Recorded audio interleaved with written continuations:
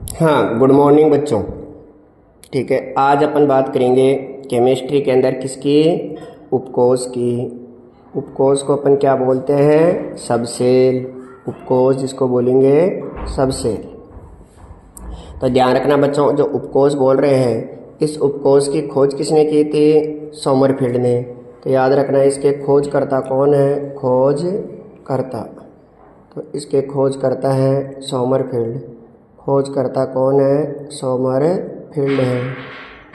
इसकी खोज की थी सोमरफील्ड ने।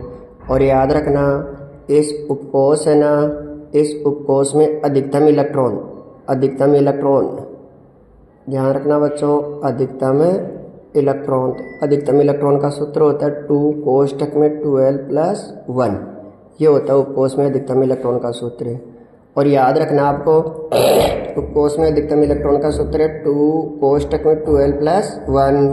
ठीक है दोस्तों। और यहाँ जो L है, L इसका मान यानी L द्विगंशी क्वांटम संख्या है, L द्विगंशी क्वांटम संख्या है। तो याद रखना बच्चों L द्विगंशी क्वांटम संख्या है। तो याद रखना L द्विगंशी क्वांटम संख्या है। तो इस L द्विगंशी क्वांटम संख्या का मान याद रखना, जो अपने पास 0 1 2 3, ये तो S के लिए, 1 होता है P के लिए, 2 होता है D के लिए और 3 होता है F के लिए। तो याद रखना द्विगंशी क्वांटम संख्या का मान है ना 0 1 2 3। 0 तो S उपकोष के लिए, 1 P उपकोष के लिए, 2 D के लिए और 3 F के लिए। और बच्चों ये भी ध्यान रखना कि उपकोष में अधिकतम इलेक्ट्रॉन, तो उपकोष में अधिकतम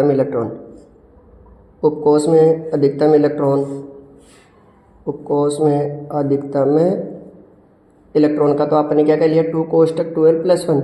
और उपकोष में अधिकतम कक्षक, तो उपकोष में अधिकतम कक्षक का सूत्र होगा 12+1। ओके बच्चों, ठीक है ना। यहाँ पर L वही है द्विगंशी क्वांटम संख्या, और L का मान कितना होता है बच्चों, L का मान वही 0 1 2 3 4। जो 0 तो किसके लिए, S उपकोष के लिए, 2 1 किसके लिए, P के लिए, 2 किसके लिए, D के लिए, 3 किसके लिए, F के लिए। ओके। अब देखो दोस्तों याद रखना, जनरली उपकोष 4 प्रकार के होते हैं।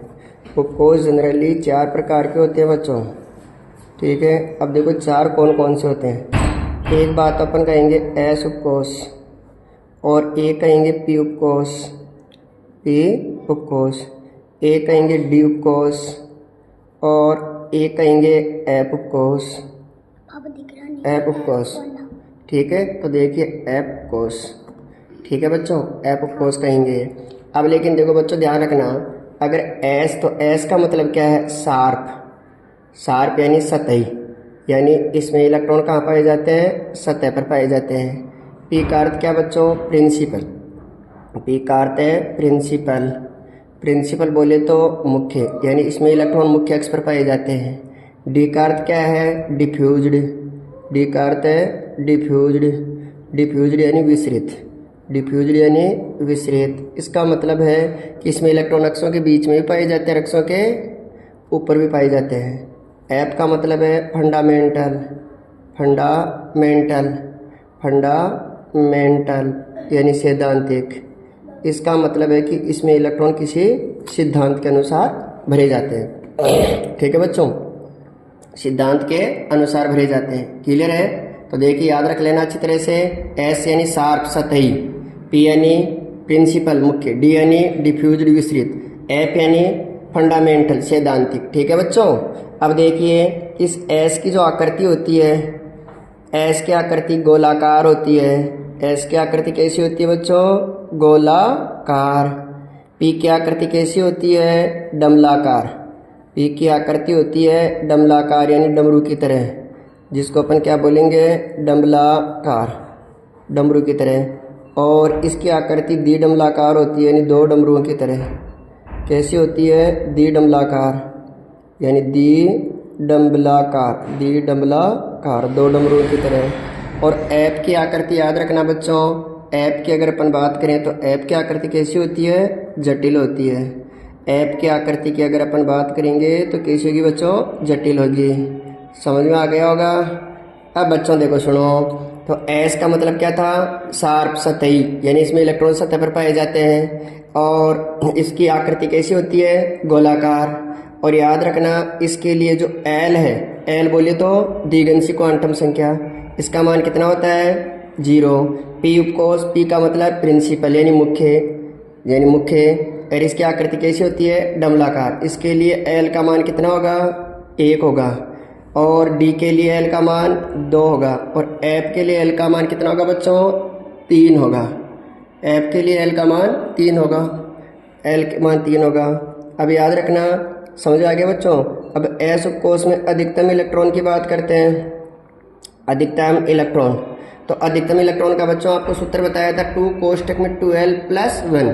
तो यहाँ l का मान कितना रखेंगे, 0। तो रख लो, देखो 0 रखोगे तो 2 को 0 से गुणा किया तो 0 और 1 हो गया, 1 को 2 से गुणा करोगे तो 2।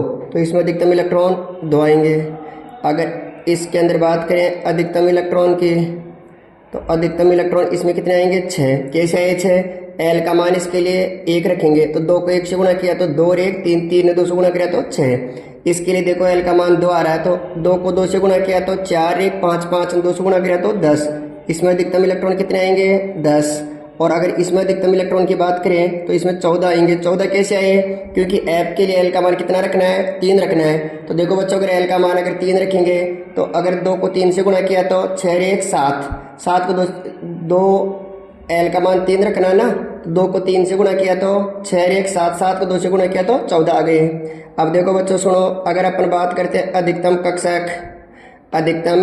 कक्षक, तो सुन लो भाई, अधिकतम कक्षक के लिए अधिकतम कक्षक इसमें तो 1 आएगा, इसमें 3 आएंगे और इसमें 5 आएंगे और इसमें 7 आएंगे।